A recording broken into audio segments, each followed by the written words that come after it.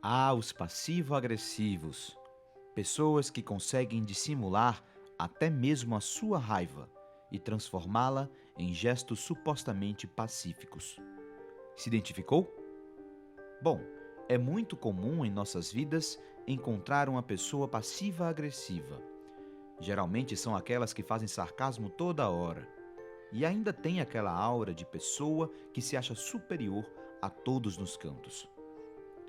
Esse tipo de pessoa, apesar de ser vista como babaca e estranha por muitos, tem um padrão de comportamento bem interessante e que merece ser estudado com mais calma. Quer saber se você é um deles? Então fica aí, pois hoje iremos descobrir se você é ou não um passivo-agressivo. Mas antes, não se esqueça de deixar o seu like aqui no vídeo. O seu dedo não vai cair, isso vai me ajudar a trazer mais vídeos para você. O padrão passivo-agressivo. Todas as pessoas passivo-agressivas possuem um padrão, ou seja, uma série de comportamentos que todos eles fazem, com variações ou não. Por exemplo, o deboche e o sarcasmo. Essas são características típicas de um passivo-agressivo. Mas não fica por aí.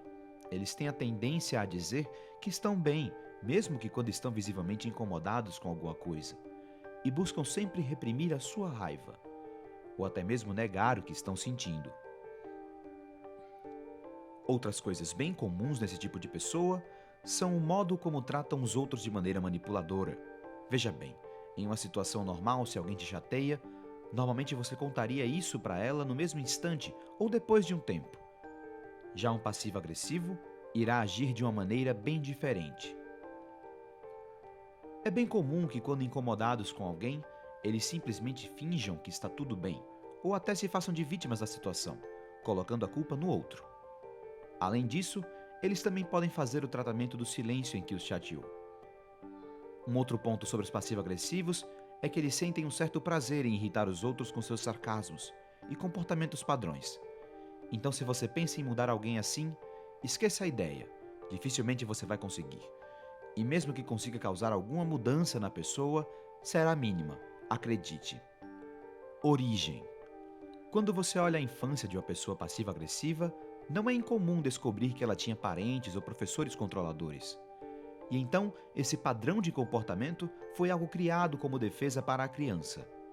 Mas não se engane, nem todas as pessoas passivo-agressivas possuem necessariamente uma infância conturbada. E nesses casos, a pessoa é assim simplesmente por conta de seus traços de personalidade naturais, o que é ainda pior. Comportamento versus personalidade. Bom, eu preciso que você entenda a diferença entre alguns comportamentos passivo-agressivos e de fato ser uma pessoa passiva-agressiva. Entenda, ter apenas alguma daquelas características que eu citei antes ou já ter feito algo parecido não te torna necessariamente um passivo-agressivo. Todos já fizemos isso em algum momento de nossas vidas, e se você ainda não fez, acredite, eventualmente fará. Agora, uma pessoa que possui uma personalidade passiva-agressiva possui duas possibilidades. Ou ela nasceu com a personalidade com esses traços, ou teve uma infância ou algum evento traumático que tornou ela assim. Se o motivo dela ser assim foi a sua infância ou algum evento específico de sua vida, então é possível a pessoa mudar, mesmo que seja difícil. Porém, se a pessoa já é assim naturalmente, ou seja, se esses traços são mesmo da personalidade dela desde criança, então, meu caro erudito, desista de tentar mudar essa pessoa. Suas chances de conseguir são ridiculamente baixas. Não estou dizendo que seja impossível, mas a probabilidade de acontecer é tão baixa que nem vale o risco. Lembre-se, as pessoas só mudam por elas mesmas, nunca pelos outros. A catarse. Catarse é um conceito que significa purificação.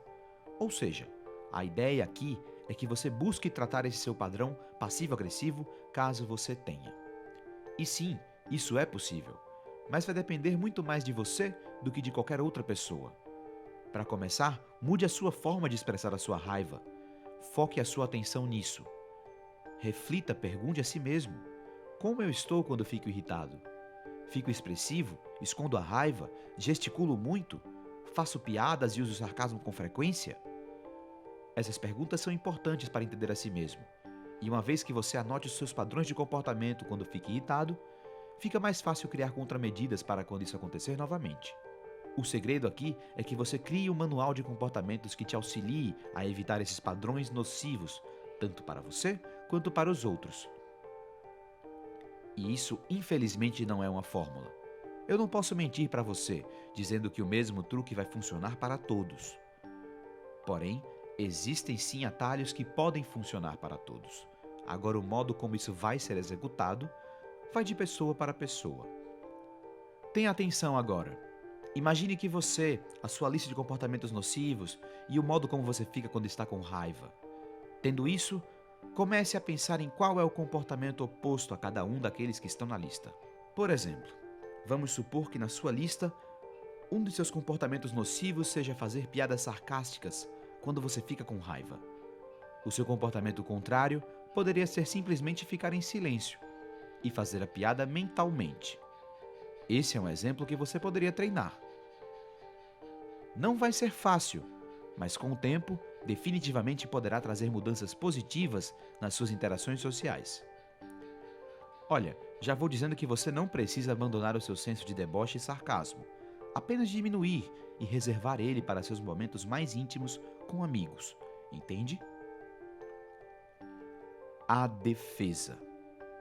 Bom, agora que você já aprendeu a tratar esses traços em si mesmo, você precisa aprender a se defender de pessoas assim.